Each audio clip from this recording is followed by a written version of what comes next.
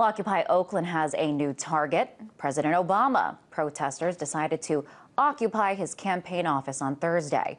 About 100 protesters calling for the release of U.S. Army soldier Private First Class Bradley Manning invaded the campaign offices. They stayed inside for 3 hours, bringing business to a halt, where they were later forced out by police. RT correspondent Ramon Galindo joins us now live from L.A. with more. Hi, Ramon. So what exactly were these people protesting?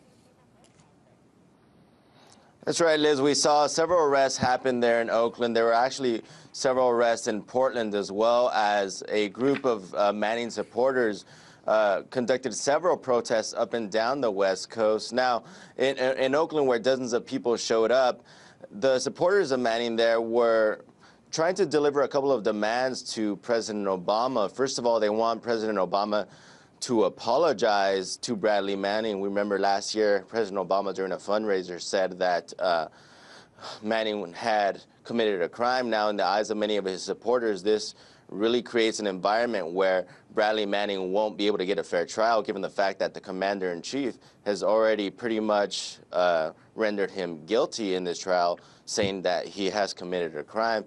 And second of all, the supporters of Bradley Manning also want President Obama to step in and to guarantee that Manning and other U.S. soldiers are not punished before they go to trial. Now, there's been a lot of worldwide criticism over the treatment of Bradley Manning while incarceration by the U.S. government. In fact, the UN torture chief called his treatment degrading. Even former spokesperson of the State Department, P.J. Crowley, said that it was stupid and counterproductive what they were doing to Manning. So definitely still a lot of anger over the way that Manning is being treated so far. And these protests that we saw yesterday are a new sign that Bradley Manning supporters are really stepping up their pressure on the Obama administration. Now, how would you describe the protests, Ramon? Did they remain mostly peaceful, or did things turn violent?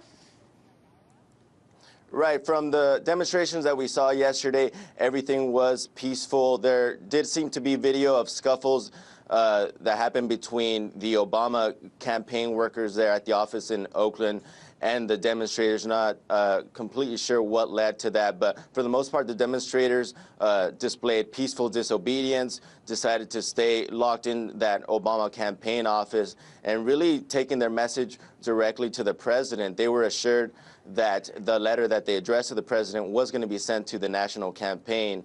So they're definitely hoping that their message to give Bradley Manning a fair trial does get to the White House.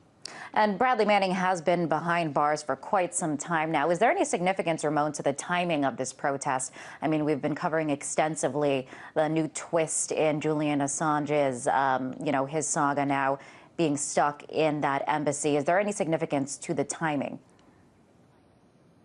No, definitely this coincides with the asylum request or the asylum granted to Julian Assange. Now, a lot of the supporters of Bradley Manning believe that the work of WikiLeaks, and even though there is no proof so far that Bradley Manning was in fact the person who leaked these documents to WikiLeaks, they know that the principle of free speech and the fact that all these secrets were exposed about the Iraq War, about the Afghanistan War, I mean, they definitely think that there is a coordinated attack against both WikiLeaks and in the prosecution of Bradley Manning, that this is an assault on free speech and really an assault on peace.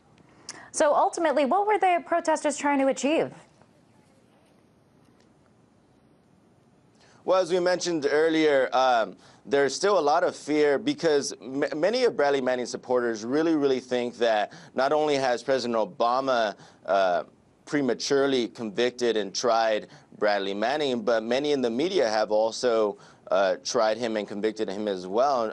If you look at a lot of recent mainstream media, corporate media reports, there are reports that Bradley Manning is for sure the leaker, yet he still has not gone to trial. There are some pretrial hearings still to be done later on this month, and they want to change the conditions. Now, there's been pressure before from the UN and other human rights groups over the way that he was treated at Quantico. He has since been moved, but they still believe that the treatment that he has been receiving is completely unfair.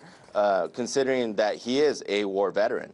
And of course, Occupy Oakland was kind of a hotbed where a lot of the, where we saw these images of police brutality during the Occupy Wall Street protests. This protest, in relation to Bradley Manning, how does that compare to some of the other protests, Occupy Wall Street protests, or Occupy Oakland protests, rather, that we've seen in the past in terms of police response?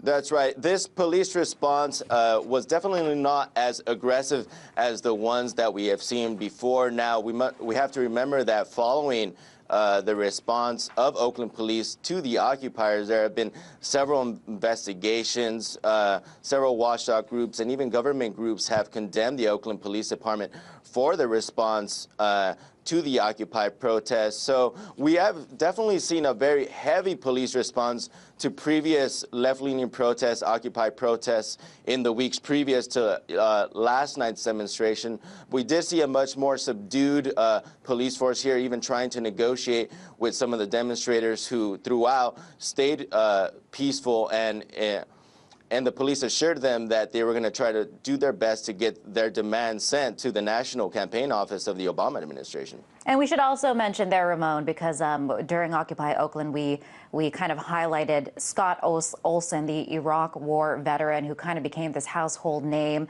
when he was seriously injured by police. He was also in attendance, right? That's absolutely right. He was one of several activists and military veterans who conducted the sit-in there at the Obama campaign office. Now, he was allowed to leave. However, 6 others were arrested. He was able to come out and speak to the media and really give their side of the story. I mean, they are very concerned about the wars that we are fighting abroad, and they know that, and they point to the importance of WikiLeaks, which pointed out that the administration and many in the government wanted to remain in Iraq even longer than we did. So they feel that it's very important, the work that Julian Assange and WikiLeaks has done, and if Bradley Manning is to be proven to be the leaker, then what he did was heroic and not treasonous like many people have painted him to be. All right, Ramon, thanks so much for staying on top of this story. That was RT correspondent Ramon Galindo.